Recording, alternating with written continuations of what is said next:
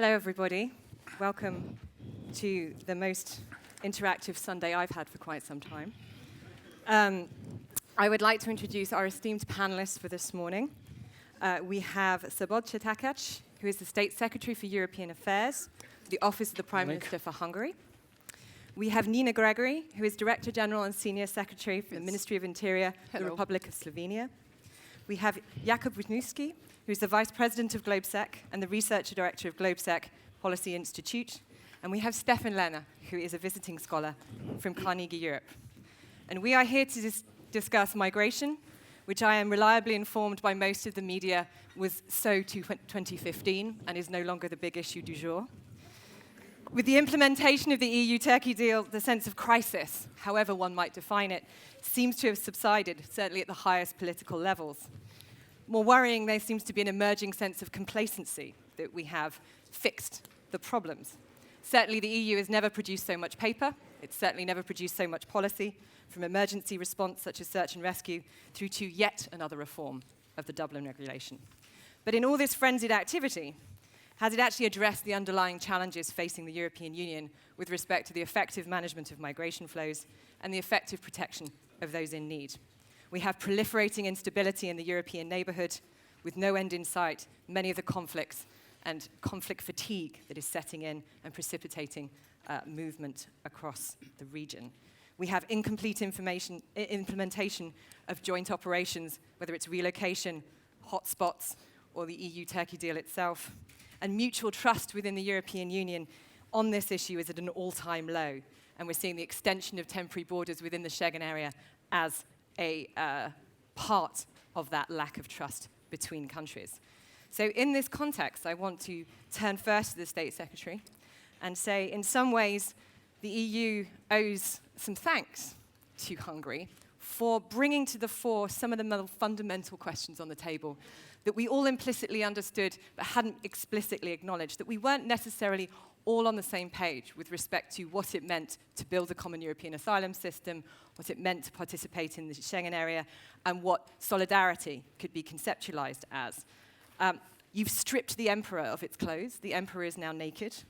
And having said that Hungary, for example, does not want to participate in the relocation scheme, but contribute in other ways and introduce the concept of flexible or effective solidarity, we now have a moment in the European Union. So my question to you is really, what next? Where do we go from here? Having a naked emperor in front of us, how do we reclothe him? Well, good morning to you and to everyone. Too many questions for Sunday morning. And, you are before lunch, so I'll try to say things that are easy to digest. I cannot promise, but I'll try to do my best. And first of all, I'm glad to be in Bratislava again. I think Tatra Summit is another major event, and we can be thankful to the organizers that after Mother GlobeSec, which is a security policy forum, the daughter GlobeSec, Tatra Summit, is an EU forum and projecting ideas from Central Europe. I think that's all very nice, and all full gratitude to our friends and partners, Slovakia and others, of course. Now, I believe that before we get engaged in any debate on migration, these debates must be preceded by trying to make some clarification on some very basic questions.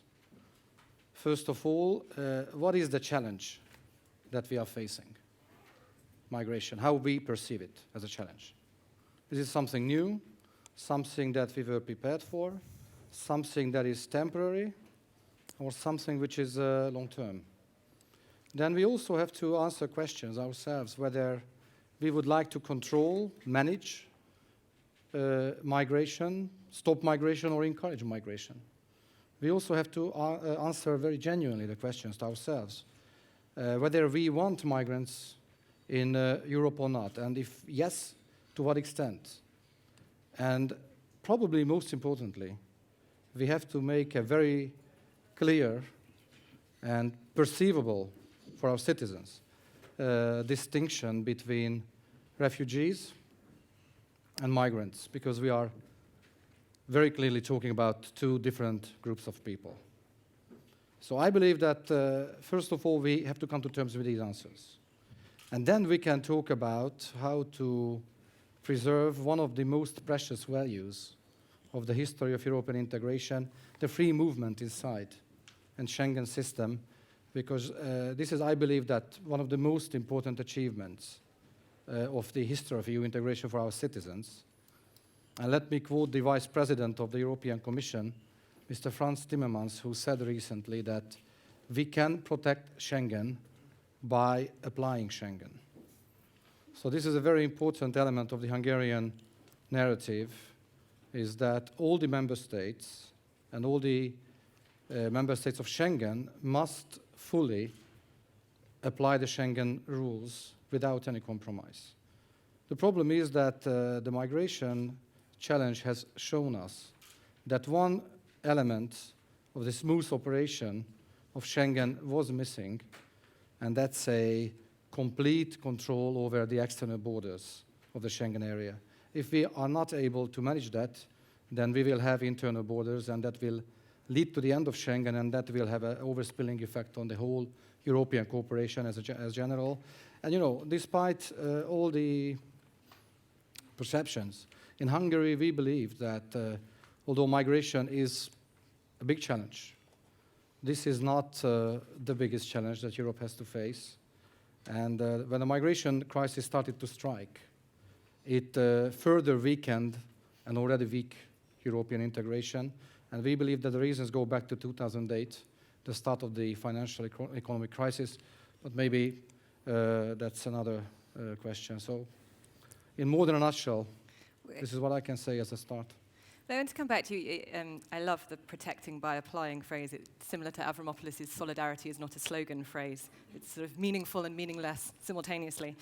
But I heard a very senior official in Brussels about 6 or 8 months ago lament that it was so self-evident to the EU 15 when they were creating Schengen that it was intrinsically linked to the common European asylum system, that those two projects were so linked that they forgot to do so legally because it never occurred to them that anyone would question that. And I think over the last year we've seen that questioning, whereby Schengen is seen as extremely valuable to all EU member states, but asylum and participating in the asylum system is not necessarily something everyone wants to sign up to. And I just wonder if you had any comments on that from a Hungarian perspective. You know, does it form part of an intrinsic part of the Schengen system to be able to participate in asylum responsibilities, and if so, how? Well, I believe that the most recent proposals on how to apply, exercise solidarity, we must visit the basic legal document, the treaty. You know, these days we are talking too much about whether we need to change the treaties or not. Everybody is concerned about the treaty change. My personal view is that that's not realistic. I think it's not realistic to reach a consensus in the first place on a treaty change.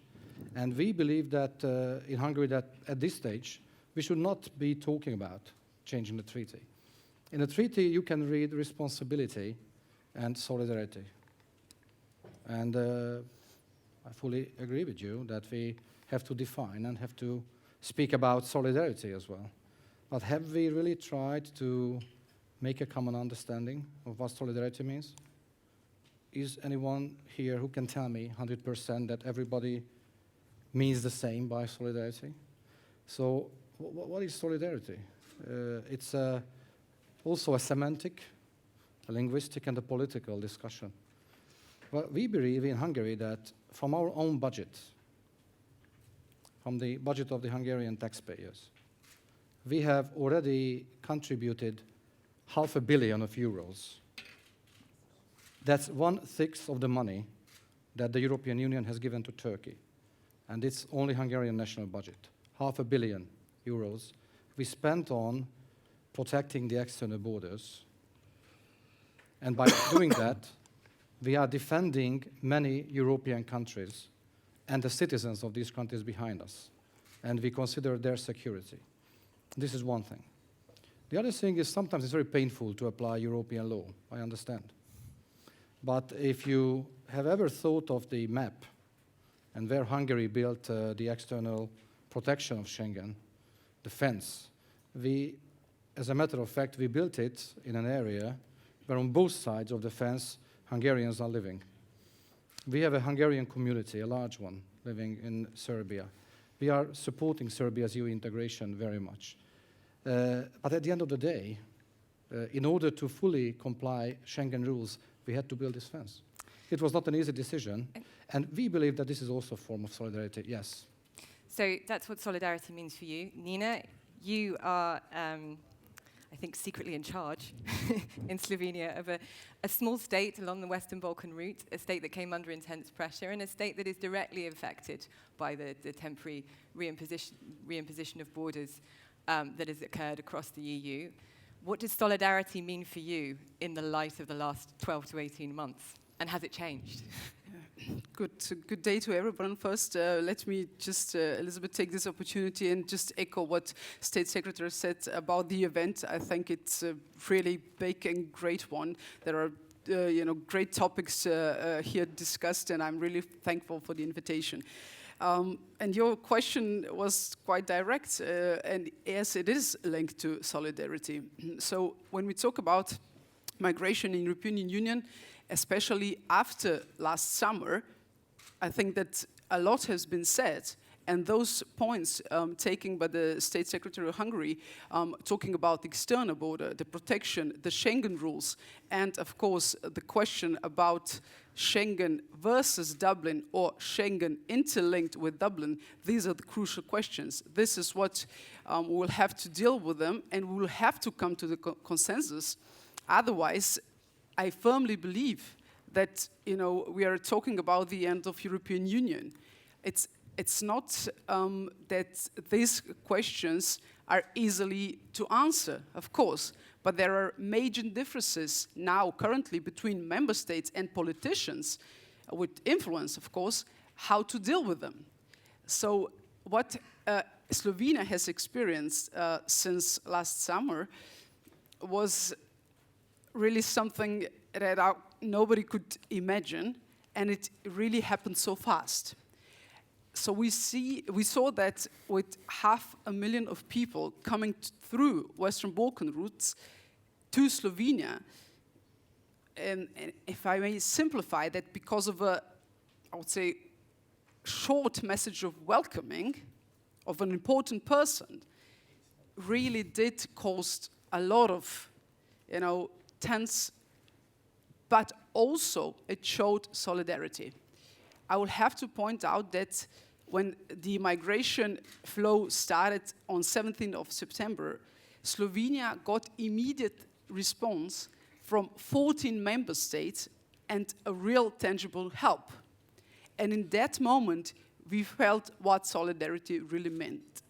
The first, I'm happy to say that, was first among all of them, was Slovakia, Czech, was Hungary. I mean, we 4 states, they sent police guards to help us to protect, not to protect the border, but to facilitate the flow. And we got, immediate reaction also from the European Commission, also from other member states, as I said, 14 with tangible support. So in that, moment of time, this was solidarity for us. We needed, blankets for people, also food, medical equipment, and we got that from other states of European Union.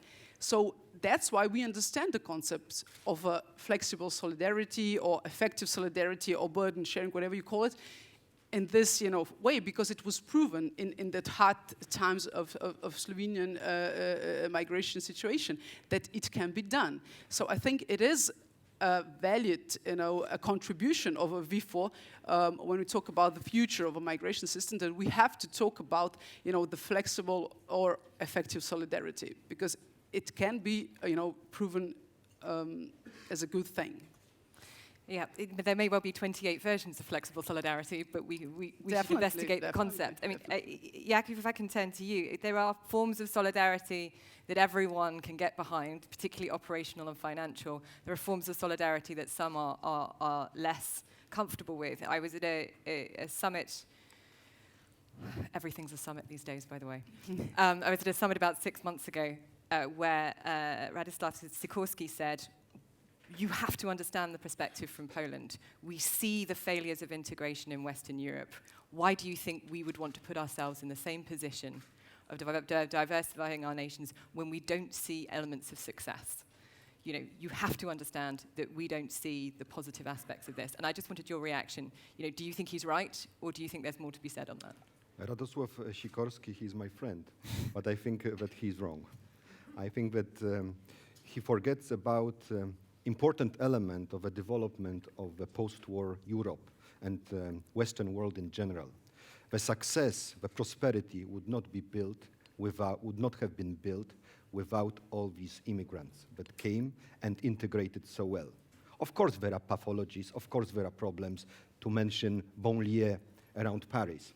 But I think that this is rather a problem of crisis of welfare state, of social and economic models in Europe. These young people that come from Muslim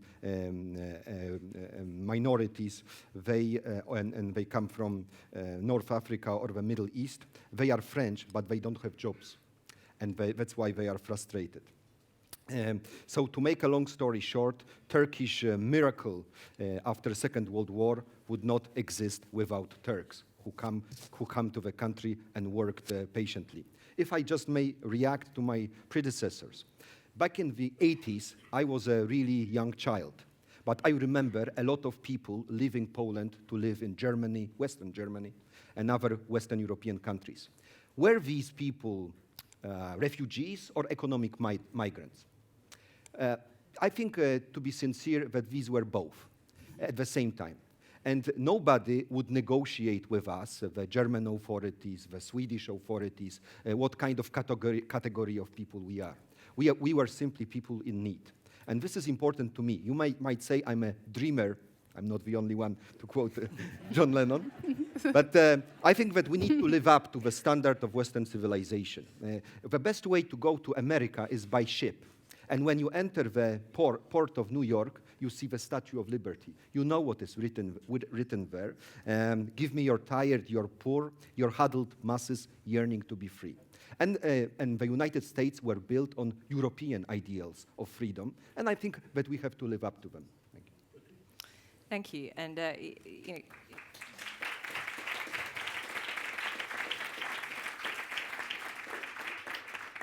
once we've defined our European values and our ideals, we then have to construct the machinery within the EU to manage those. And with that, I want to turn to Stefan. You've written that one of the reasons the EU failed to respond effectively last year was because we have unfinished systems that were constructed for fair weather, that we are not building systems ready for crisis. And this happens time and time again, not just in the area of migration, but I think the financial crisis gave us a nice taste. So how do we move on from here? How do you characterize the problem? Is it just a problem of solidarity, or is it a problem of creating broader systems? and where do we go from here? Yes, in fact, I think there is a great deal of similarity between the migration issue and the Euro crisis. I think in both cases, what the EU did was quite revolutionary. Basically offering the freedom of movement to people from 28 countries, and then even lifting border controls so everybody can come and go as he or she wishes. This is really hitting the very core of traditional sovereignty. And it is a hugely ambitious concept.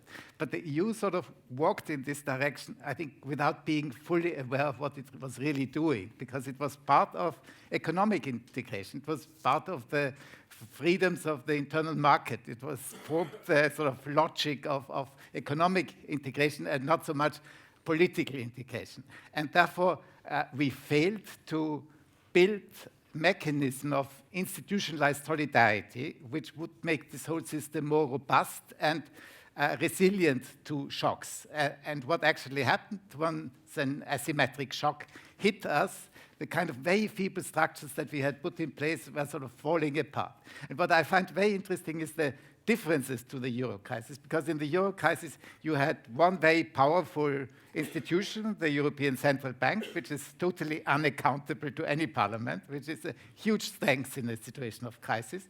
And you had a common enemy, the financial markets. So even though there were huge differences of views between the North and South, the debtors and creditors, for everyone, the falling apart of the Eurozone would have been a massive economic catastrophe. And therefore, in spite of all these divisions, it was possible to come to quite ambitious solutions. Whereas in the migration crisis, it's very different. You don't have a strong institutions. Frontex, EASO are very feeble, sort of supportive structures with very weak non-executive mandates.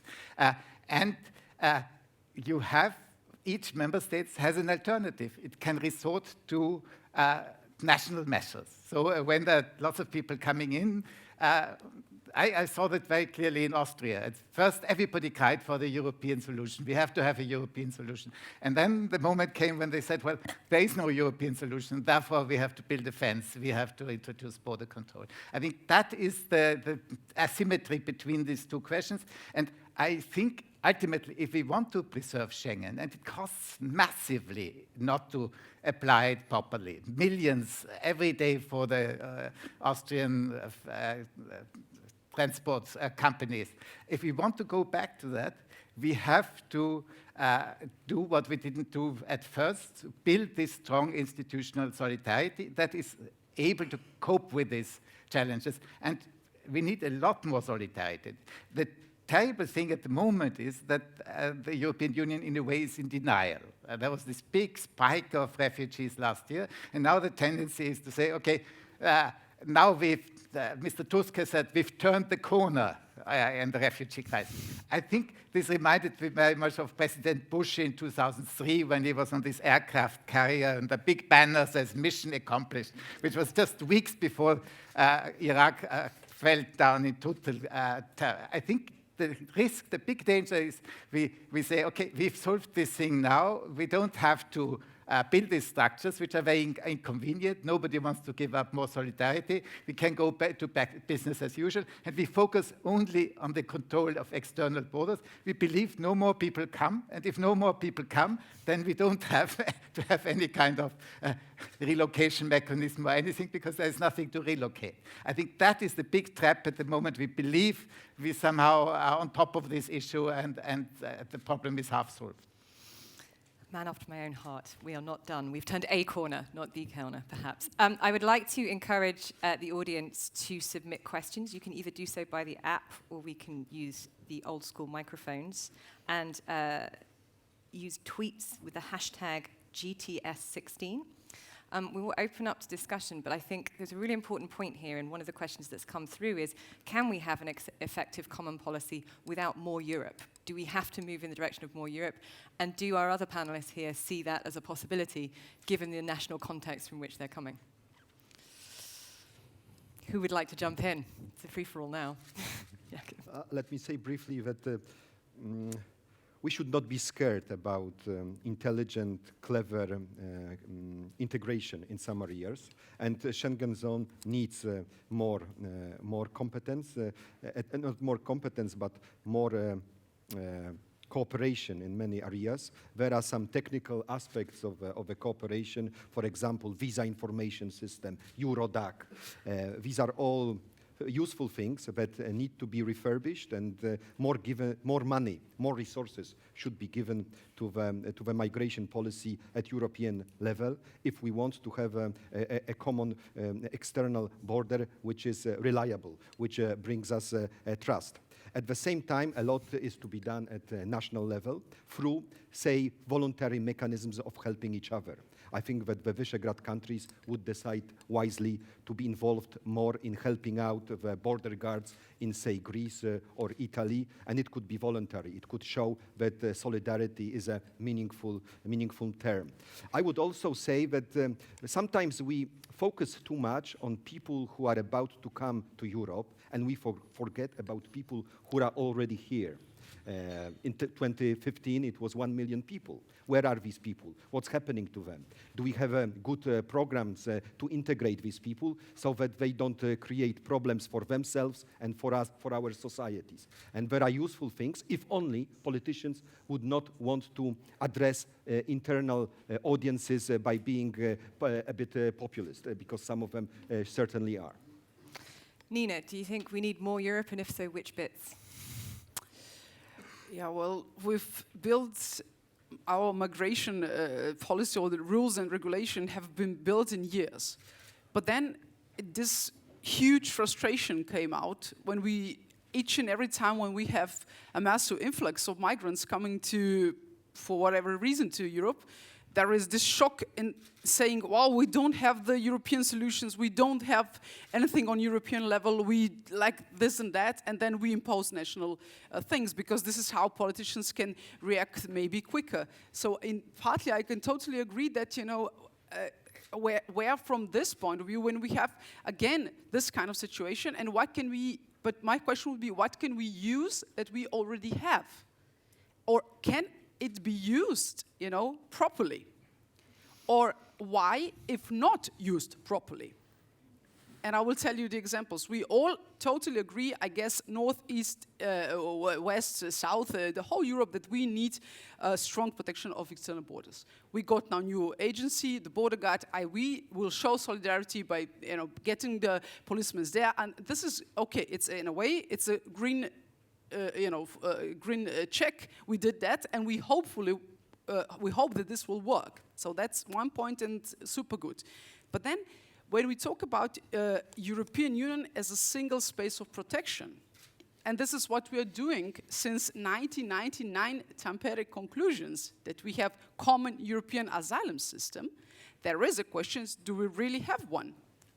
And obviously, we see that we have 28 of them, or soon 27, doesn't matter.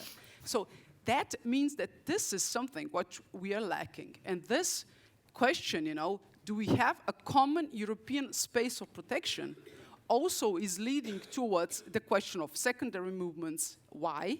Is it even possible? The question of, can asylum seeker really ask for asylum in the country where in which he wants to? Or there is a general rule that he has to apply in the first country of arrival? And there is also a question, in this common space of international protection in Europe, what does solidarity mean? So does that mean relocation of people?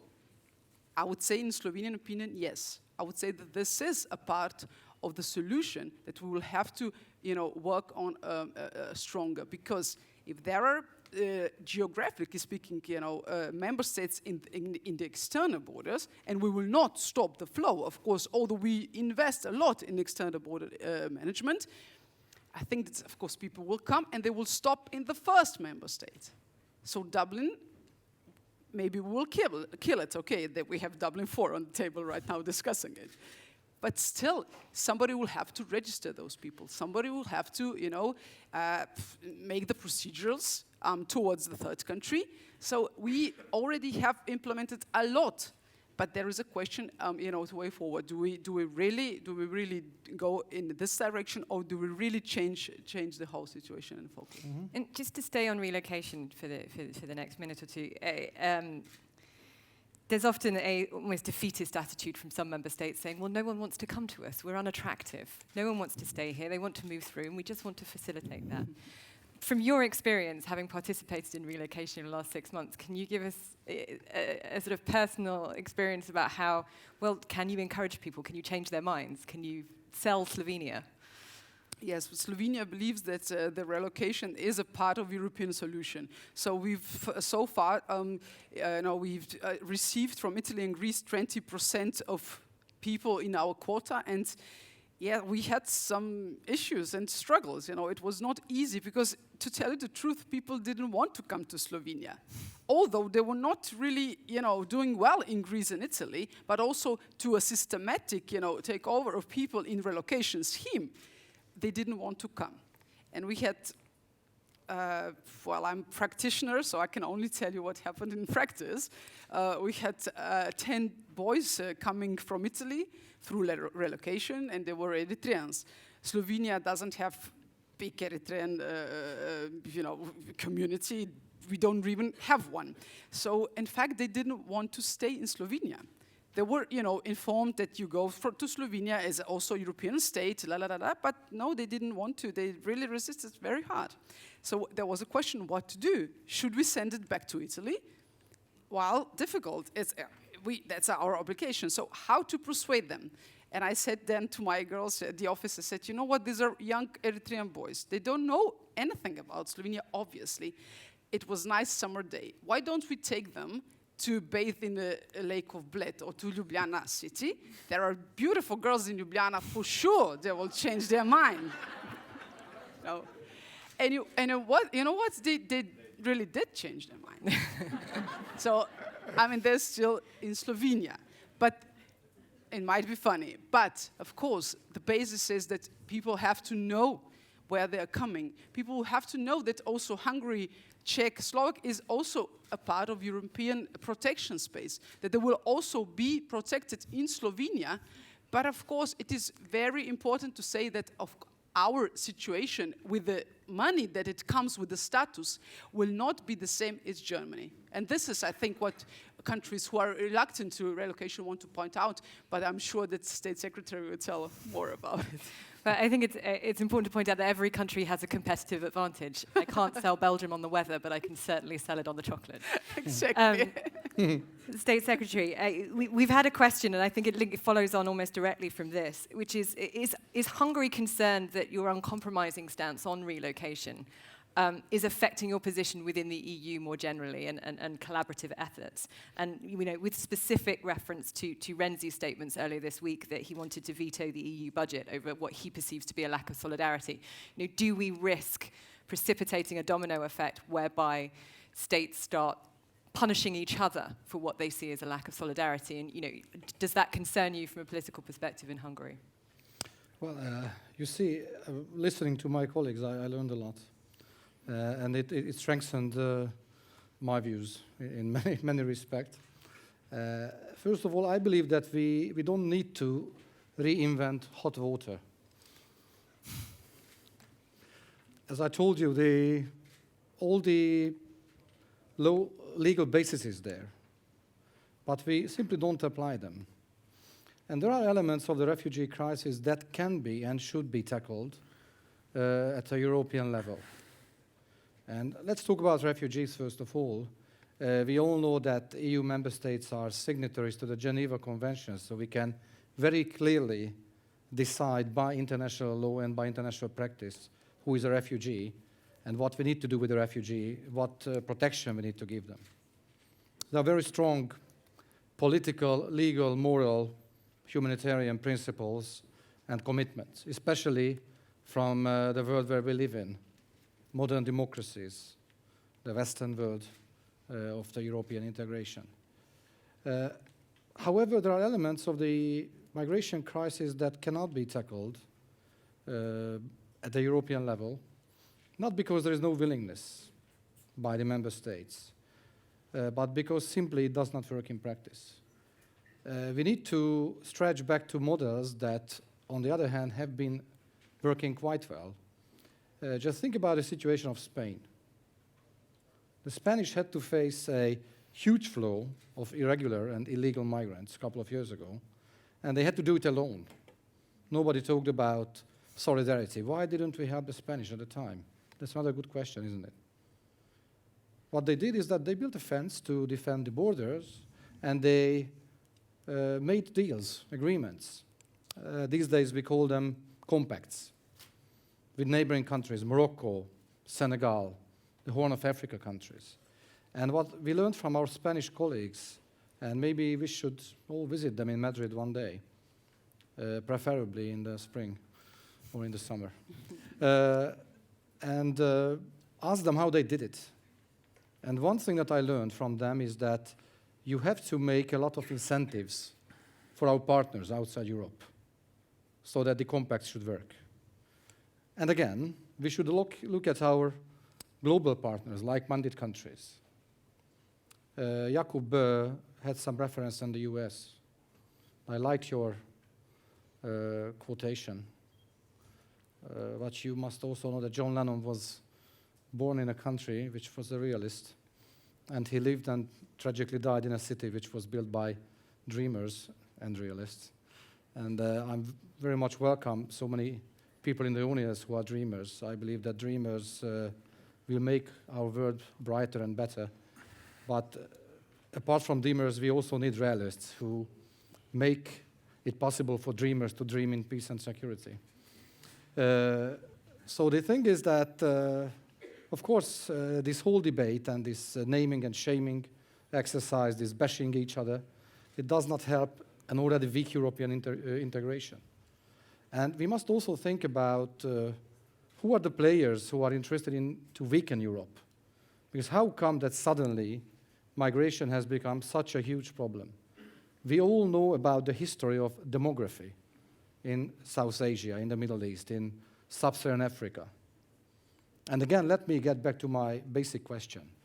I think it's a problem that we keep avoiding answering these questions for almost 2 years now.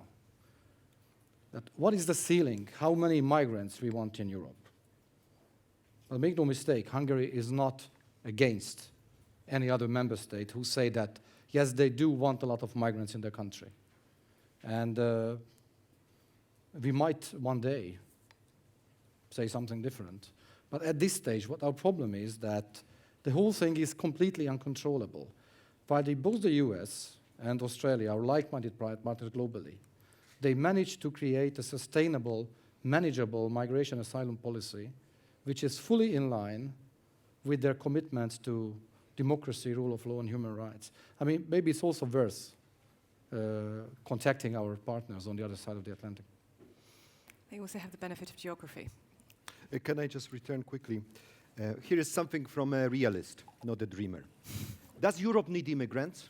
Yes, very much, for demographic, economic, and also political reasons. And will the Fortress Europe work as a logic? No. No, it will not work. No matter how many investments we will make, we will still have to be an open society in terms of people moving in and out, because this is what we are all about, as Europe, as the European Union, but also Western civilization. And it's not daydreaming, it's real facts about who we are. But I don't want to create an atmosphere of confrontation, European Union versus Central Europe. I need to say something in defense of Central European governments, because it's important for Hungary or Poland not to be named and shamed. First of all, let me assure you that there are governments in Europe, in the European Union, who have nasty immigrant policies. There are governments who take away golden rings from refugees on day one, and as a kind of compensation for costs they incur to the budget of a receiving country. And let me also say that the relocation mechanism was invented as a top-down exercise in a very unsound manner, because it was a kind of bureaucratic invention. I think that Central Europe can deliver and should not be forced for relocation. There are other ways to show that these countries care. It's about development projects, it's about contributing more to the budget, it's about cooperation with administrations of the countries that are under strain. I suspect there are people in the Commission who wish the word mandatory had never been used last year. Can I briefly? Yes, very briefly, because I want to let the audience have an opportunity. On the issue of relocation, I do agree with you. I think the decision by the ministers of the Interior by qualified majority vote last September was a mistake, a bad mistake, a question of overreach, one step too far, produced a backlash, a very negative climate. But at the same time, for me, it's quite inconceivable that we eventually will return to a fully functioning Schengen system, where we're going to continue to have refugees because they will continue to come, as you point out very clearly, that we don't eventually move towards an effective burden-sharing system. And that cannot be purely voluntary, that everybody does what he wants or she wants. But it has to be reliable, it has to be monitored, it has to be effective. And it's quite true that there is a problem with relocations, that some people don't want to go to some place and some to another. Sometimes it's a lack of information. But you have the same phenomenon within Germany. There is a massive relocation system operating in Germany. People want to go to Munich and Berlin, but they have to go to totally different places. And there are mechanisms to make sure that they actually stay there. So I just wonder whether anybody on this panel really believes that in the longer term, a fully effective Schengen system can survive without some kind of systematic burden sharing where everybody does its part. I think that's a very important point, and I think we should also acknowledge that monitoring, implementation and enforcement have not been the EU's strong points to date, so it might take a sea change in that psychology as well. I'd like to open this up to the audience, as indicated by me putting my glasses on. Have a question here, and a question over there, and a question here. Please keep them brief. I'm a softie, but the producers are not, and they will cut your microphone off. All right. Martin Michlo, Euroboom Institute for European Policy in Prague. I had a very quick question. You started talking about integration policy. You mentioned Lake Bled and the women. That's a very good start. But in the long term, I wanted to know whether, in the light of talking about information sharing in the previous session, we could start having conversations at the European level about how integration policies worked or may not have worked in France, Germany, the United Kingdom, and use these lessons for states in Central Europe, for states such as Slovenia, to have an integration policy of their own that is respectful of their national identities. Thank you. We had a question over here, and then a question from Milan as well. Milan Ježovica, Mesa 10, Slovakia. I was very carefully listening to Wolfgang Schäuble on Friday when he was delivering his speech, and he said on migration that we have to be the ones to decide who can come to the European Union and not the murderers, people trafficking gangs. And I think that this is a very well pointed phrase, which witnesses two things. One, EU's vulnerabilities were exploited last year, and secondly, when we take Mr. Renzi's statement, we are still fighting with each other and not concentrating on the main goal. That it actually has to be. Can I push you to a question? Yes, it actually has to be us who can decide who can come to the European Union. So, what's your take on that? Milan?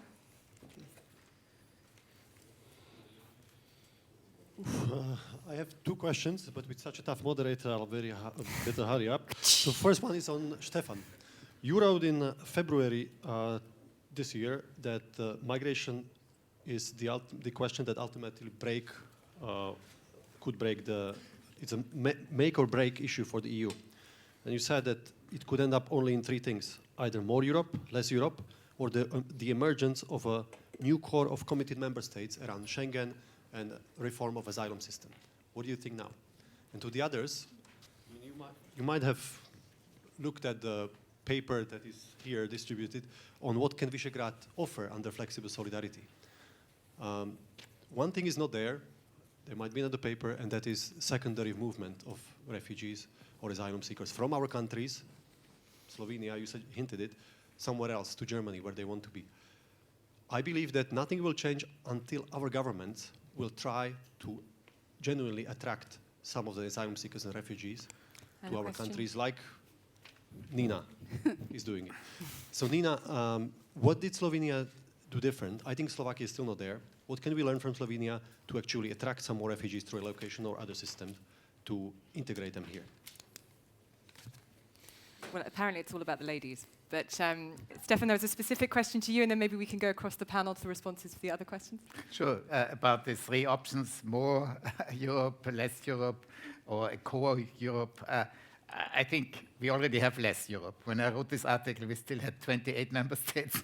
Now I think it's 27, and the outcome would have been different were it not for the migration crisis. I think all the Brits I talked to confirmed that. So we are definitely on the way towards less Europe. My feeling is that the importance of a functioning Schengen system to the European economy, to the transnational supply lines, is such that ultimately there will be an attempt to save what can be saved. And if it cannot be saved in the current composition of the Schengen group, then I would assume that probably the initiative will come to do it in a smaller circle. You remember last November, the Dutch talked about a smaller Schengen as a possibility. This was probably a warning shot, and nobody wants it ultimately. But I think if we are not able to return to Schengen, and if we see more borders controls coming up, and if the economic damage is growing and growing, I think ultimately there will be an initiative again to do it in a smaller circle, I'm pretty sure. Can I briefly also answer the question of, Mr. Schäuble's point that we should take the decision who comes and not the people smugglers? That's exactly right. And that's makes me so frustrated about the migration partnership and the concept that we are now promoting now. Because the element that is missing here is resettlement of refugees, that refugees, those who can't stay in the region but have to go there, can go there directly in an orderly, controlled way through deals between Europe and the countries concerned, and temporary work visa, sort of regular ways of access to European territory for people who need to come and want to come and whom we need. But if you look at the migration partnerships at the moment, there is a little bit of lip service towards these things, but little bit. But the main point is people should stay where they are, and we're ready to give you some money to make sure that they stay where they are. But this element of mobility, enhanced mobility, is lacking, and therefore I think the incentive structures for the partner countries is totally insufficient. And people will have to rely on people smugglers also in the future. But just to stay on that point for 1 second before we move to Nina, I agree, resettlement should be an enormous part of this solution, and it's always the bit that gets forgotten at the end of all these statements. But do we have any evidence that the people you would resettle would be the people who would take these dangerous journeys? We don't have any evidence that necessarily the people who would find themselves into resettlement channels would be the ones who would spontaneously move themselves, so we may not. And I think that's what holds a lot of governments back. Until we know we can manage our flow, we're not going to invest in that. I think the dilemma is basically that, in theory, most governments accept that resettlement is by far the most humane and effective way to protect vulnerable people who need to go somewhere else. But in reality, governments will only commit to such schemes if the irregular entry into Europe is contained and over. So, but as long as a lot of irregular migration inflows continues, they are not ready to make these commitments. And that's an argument that's been raging in the United States for several decades with no conclusion, because no one can say at what point do we consider this issue under control.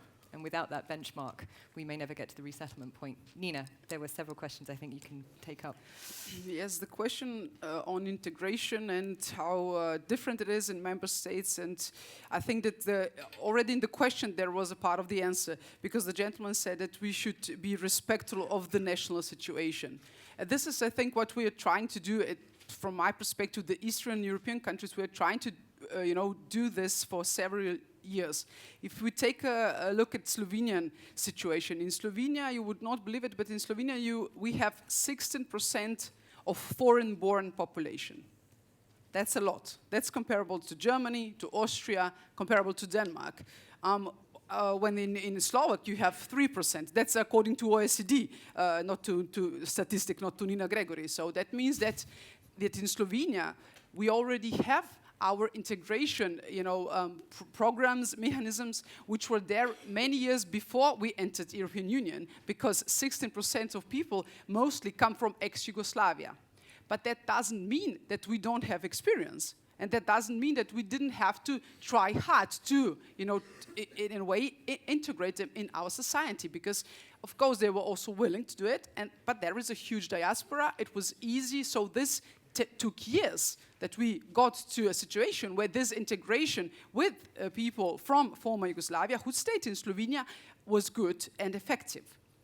And now we have new diasporas. We have something that we haven't had as a maybe eastern part of Europe. So that's, people coming from Afghanistan, people coming from Pakistan, from Syria. They don't have their people in our countries, so that's difficult for them. And how can we help with other experience of Western European countries? We can surely not be helped with saying, oh, you Eastern European, you don't know what integration is, because that's not true at all. There is a huge diaspora of Afghanistans in Hungary, and they're trying to integrate those people. We have, of course, all of us have projects, but I think that, and this is also connected to secondary movement. The point is that the whole, economical and social situation, unfortunately, I have to say so, it's very difficult to compare my country with Germany. When we talk about social transfers, in Slovenia, a refugee with a status can get a minimal social transfer at around 300 euros per month.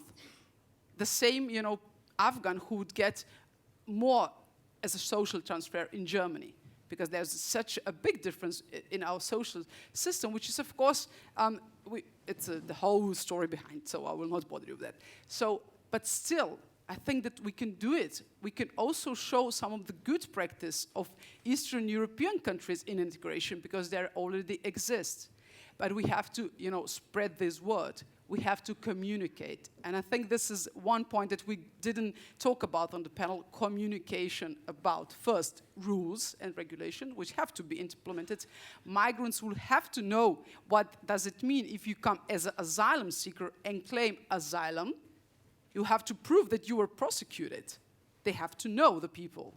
Or if we are accepting them as legal migrants, as economic force, which we need.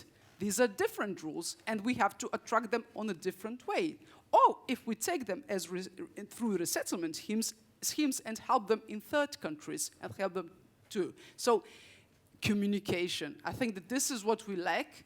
This is what also migrants need, our people need, and also sometimes politicians need, if I may conclude that way. You're giving me perfect lead-ins. State Secretary, do you have any thoughts on particularly the integration question? And we have a question here that we might draw in as well. If we don't have a common understanding of solidarity, do we have a common understanding of European values? And then how does that fit into an integration question when we have new arrivals fathoming what Europe really means these days? Yes, very, very exciting questions. Well, yes, integration is another form of responsibility, I believe, that when we talk about responsibility in solidarity and relocation, we also have to talk about responsibility in connection with integration. Because it's very nice that we are encouraging migrants because we have demographic needs. I must agree. But what's the next step? What is the next day? Do we have viable, efficient integration policies? Can we really make these people being integrated into our societies? Do they have the willingness? Do we offer them incentives that they should be willing to do that? Do they respect our culture, our heritage, our identity? Of course, nobody would like to see any more Marseille or Brussels or Nice. But we must also face reality. It was not migrants, newly arrived migrants. They were European citizens who, for a different set of reasons, could not have been integrated into their own societies. They turned against their own society and innocent people. Of course, we would like to avoid that. We have different experiences of integration for historical reasons, geographical reasons, social, political reasons. And yes, my country has an experience of integration of migrants. And let me just recall, 25 years ago, Hungary was neighboring a region where a very painful and tragic civil war was waged. And when people crossed the border,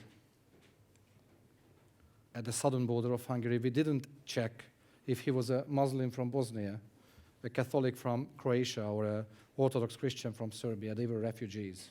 And they were given shelter without being even questioned who they are. And even more, before this huge migration crisis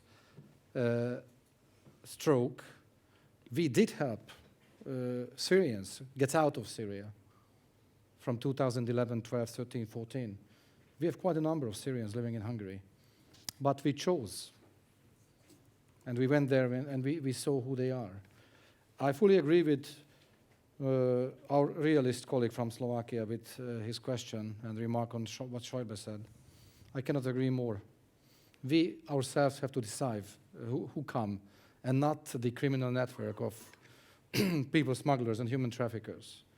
I told previously that I consider the UK a country of realism, the former government of Mr. Cameron, I think they had a very fair and very humanitarian approach when he said last year that the UK is willing to take over 20,000 Syrians from the refugee camps in Turkey in the course of 5 years. That means 4,000 refugees a year, not more. And he's coming from the 5th largest economy of the world. And the UK officials went to the camps in Turkey. They chose the people and they took them by plane from Turkey to the UK. This is what we consider a fair and humanitarian approach. This is what we need to do. And I think I also have to reflect on what Mr. Renzi said. I think he's mixing things big time. And what he said recently, we consider it part of his literary work. You know, cohesion policy, cohesion funds is not charity. This is not a humanitarian help to Central Eastern Europeans and Southern Europeans to some extent. It's not a form of philanthropy. It's a European policy. I can maybe compare it to the Marshall Funds after the Second World War. The US gave the Marshall Funds to Europe to stabilize Europe for the benefit of Europe and for the benefit of the US. This is how we should look at cohesion policy, and mixing it up with relocation, you know, we consider it part of politics and nothing more than that. I want to come back on the resettlement question because I think it's a very important one, and it speaks also to what Stefan was saying.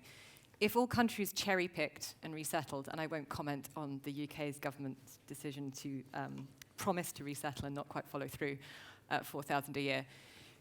If you choose people on the basis of their integration potential, on the basis of the skills they need, you are most likely to leave the most vulnerable people, the ones who UNHCR would say, actually, these are the people who need to be moved first, to the back of the queue. How do you reconcile, then, what you think you need in terms of resettlement in order to create a good integration environment or to meet particular national needs, and the needs of refugees, which can differ very, very broadly? And typically now, most resettlement programs really focus on families, vulnerability, and those who really can't stay in the region for one reason or another. You know, is there a way to reconcile these two approaches? Yeah, it's a fair question, a very fair question. And I agree with you that we cannot leave the most vulnerable behind. I fully agree with you. And it's not that we are going there cherry picking and using you know, all our expertise knowledge to pick rocket engineers from Eritrea and bring them to Europe. It's not realistic. Again, let's divide. If you're talking about refugees need protection. There is the R2P principle of responsibility to protect. We all know that, and we cannot, you know, distinguish between refugees, if he's well educated or not. He's a refugee, and there are standards, international standards. We're talking about migrants with an economic perspective. And again, I'm not saying that we have a moral responsibility only to refugees, and we don't have a moral responsibility to economic migrants. Yes, we do. We are coming from the modern, developed Western democracies. We do have a global responsibility to everyone in the world. But we in Hungary say that in order not to make our troubles more serious, we have to deliver help where the trouble is and not bring trouble here. You see, development policy. Or you could do both. You can even strike a balance, but you cannot tell it from an office in Brussels. You must fully consider national competencies, national interests and wishes. Speaking from someone who normally sits in an office in Brussels, I'd like to pass that same question. Before we go back to the audience, very quickly, Jakub, if you can incorporate it into your response, and I'd also like to know what the others think about, do you choose resettled refugees, on what criteria, and how do you manage that? I think it's part of a wider package of what European Union is about, because we do useful things as member states, as regions of Europe, that should be taken part into equation. I know I'm complicating discussion a bit. What Poland does with Ukraine, say giving scholarship to people from Donetsk coming to Poland. It's not asylum policy in proper sense, but it should also be taken on board and considered as something useful. I do not have a ready-made response whether we should have a kind of competition for asylum seekers or refugees. If I may just to say one word about integration policies, because I have been ambassador of Poland to the OECD. And the specialists, believe me, they know how to integrate people. They know what works and what doesn't. The problem comes when politics enter into place. And then we have questions that do not have ready-made answers. Should women wear burqas in the public spaces? Some people say yes, some governments say yes, others say no, no way. But the specialists will tell you how to build tram or bus network so that the ghettos will not be created in the cities. They will also tell you that it's foolish to put refugees somewhere in the detention camp in the faraway corner of your country where these people will not have a possibility to get a job or where they will not learn proper language by interacting with people. I think these are very down-to-earth problems, nitty-gritty details that simply need to be taken on board. We've spent a lot of time talking with governments across the EU over the last year about the trade-off between placing people where there's available housing and placing people where there are economic opportunities, because the two definitely do not overlap in many countries, and that's going to be a problem in the future. I think some of these very practical concerns are worth taking into account. Stefan, Nina, very quickly, thoughts on resettlement and how you structure it to meet your needs from an integration perspective, but the needs of refugees from a vulnerability perspective. Well, I think obviously this is a very complex issue, and I think we are really very much at the beginning of developing a proper strategy on it. I think there is a lot of need, not just for European cooperation, but also for international cooperation. I think you need to involve the UNHCR in identifying the people who are in the greatest need. You have to take into account also the factor of the potential of integration. There is no, what I'm so frustrated about is that we are not really tackling this issue credibly, because I think the gut default reaction of governments at the moment is that we have finally achieved consensus again. In the year 2015, governments were all over the place. There was a Willkommenskultur, and there was basically keep everyone out. Then the mood changed also in Germany, in Austria dramatically, and people moved towards the consensus, get the numbers down, number one priority. So control over borders became the one thing that everybody could agree on. And I recently had talks in Brussels with quite important people in framing these policies, and they say, that is what we can agree on, basically control over borders, dealings with other countries to keep people from crossing to Europe. And we're not really confronting these issues at all, because so no it's inconvenient. Nina, resettlement, what's the thinking in Slovakia? Very quickly. In Slovakia, I don't know, in Slovenia, I can tell you. Sorry, Slovenia. No, it doesn't matter. It was going to happen at some point this morning. No, I'm sorry. I'm kind of glad it was with you. No, I like Slovakia, so I can as well be here. So it's a good mistake. No, but I can tell you both. In fact, now we are. Stefan talked about the legal basis. We have now, of course, also the question on the table in Brussels: is there really a legal basis to do European resettlement? And when we look at the treaty, no, there's not, and we can agree here. Slovenia, so also with Slovakia, that there's a huge question of whether there is a legal, basis in the treaty, and I would say not. But there is definitely now a proposal from the Commission as a regulation which says that we can, if we will do resettlement, which is an old system of bringing in people in need. There are, of course, Nordic countries who are doing this for 50 years, but we in Eastern Europe have less experience. So there is now a good trial from the Commission to do it in an orderly manner for all the European member states, those with a lot of experience and those with lack of experience, as Slovenia in this respect. So we We'll try to do resettlement now in Slovenia. That is going to be our first as a pilot project. Government decided we will take 60 people, namely from Turkey, and it goes in so-called red line in Slovenian governmental, discussion about EU solutions. So we do believe, although we haven't done it yet, as I said, but we do believe that this is also part of the solution. It has to be, because we are taking into account also the migration compacts and other dimension of external migration policy, which has to be addressed. This also is a part of European migration, solution as it comes. And I think that resettlement is a good thing because it's already, as I said, proven and it's structural. But the question is, and that is primarily political question in the member states, who can we take in via resettlement? Do we take vulnerable, as you said, according to UNHCR, of course, or can we take also doctors and the one to facilitate our labor market? This is the question. Right, we are now into what I've been told is the quickfire round. I have the lady down here who's been very patient, and then hands up again. I missed that last time. Gentleman here, and over here. Very quick questions, very quick answers. Bolnikowska, Center for International Relations. Taking into consideration that the migrations have been with us, are with us, and will last, most likely after the Syria war is over, it will last for maybe ever. What would be your lessons learned from this crisis in the longer run, thinking strategically, years to come, taking into consideration also this distinction between dreamers and the realistic approach and the national level and European level? So what are the lessons learned? Yes, basic for the European migration policy in the future. Thank you. Martin Selmayr once called me an idealist. I didn't find it to be a compliment. So dreamers, realists, and idealists. John. John Worth, I'm a blogger about European Union issues.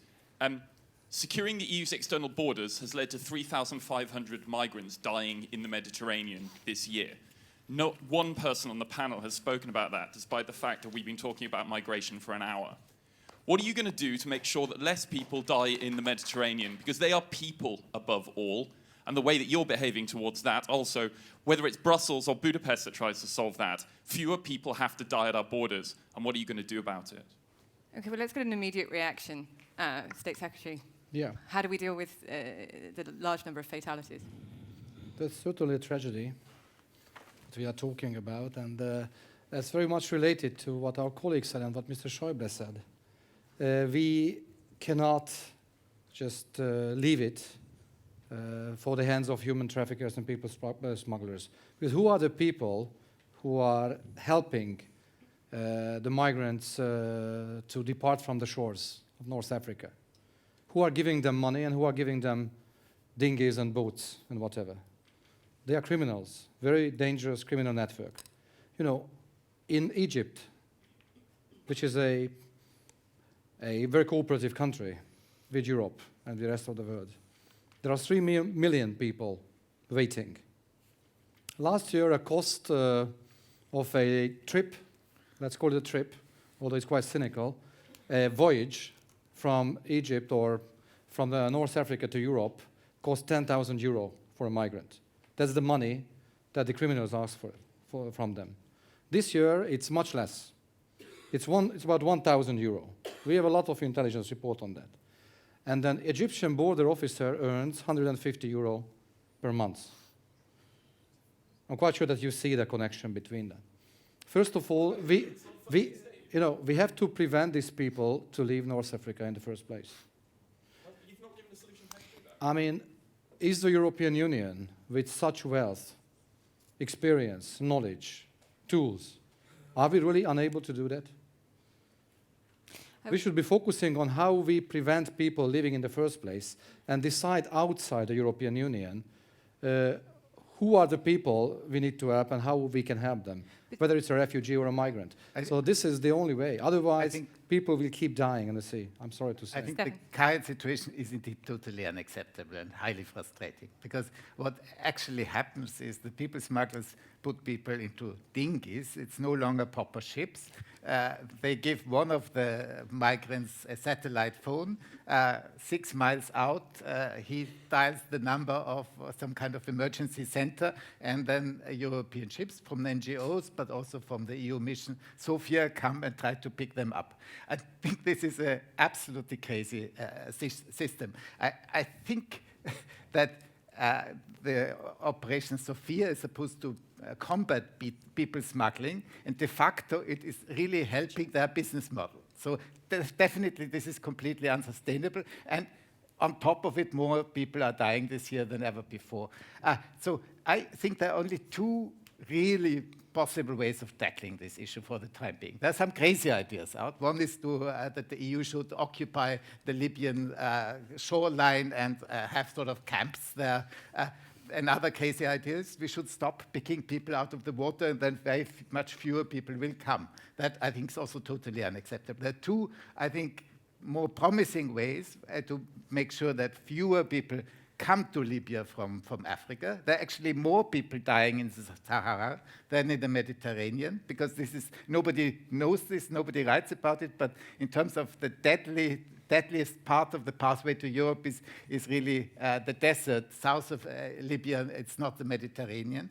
And the other thing is to patiently try to build up stability in Libya and functioning authorities there. Without them, there is just no way So a quick fix. control the influence. You've got a quick fix. I mean, I should say I have to plug my own institute. I co-authored with a colleague a book on maritime migration, and we've described this particular situation as a wicked problem, a problem for which there is no good solution, and a series of bad options. And I think combining that with what some of our other panelists have said, some of the solutions that are viable are long-term solutions, but deaths are immediate and increasing every day. So that we have a problem of timelines, I think, as well. What I'd like to do is ask our other 2 panelists also some final thoughts and come back to the lessons learned. Have we learned anything from this crisis? Are we prepared for the next one? And what might it look like? If I can ask Jakub and then Nina. I think it's part of a bigger disease of Europe. I imagine European Union these days as a patient with a chronic depression, almost suicidal, which means that such a person does not go and change their life completely for now.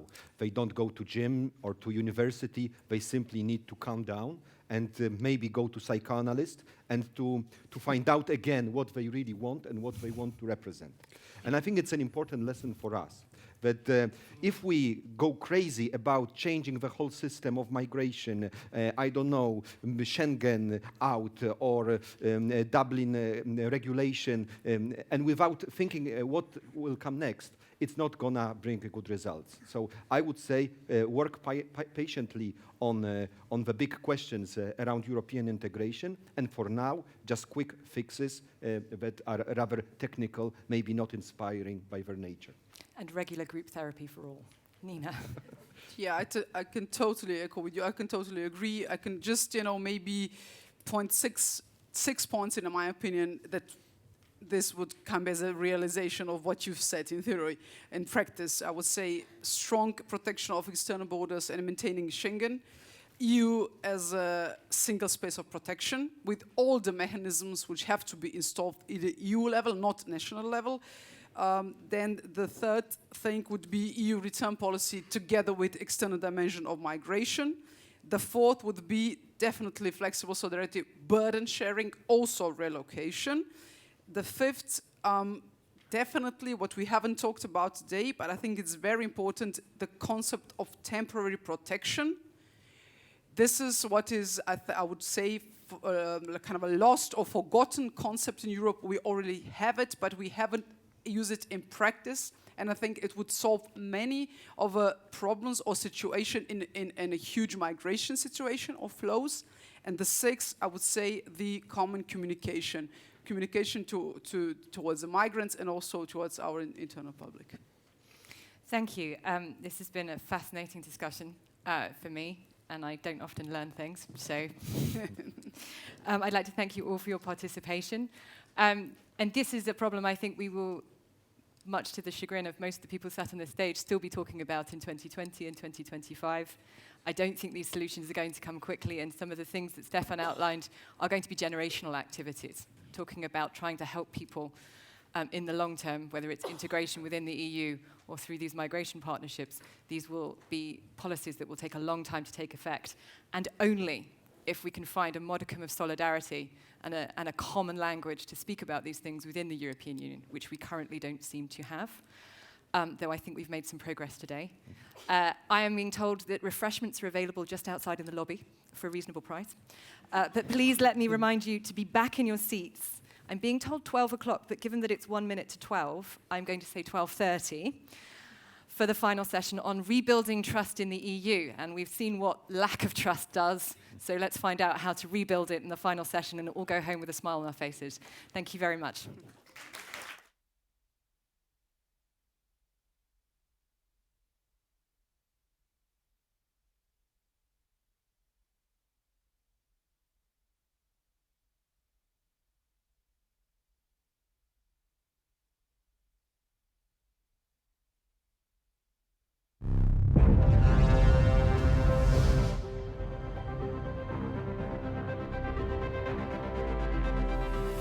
Innovating driving has always been our passion. It keeps us moving forward.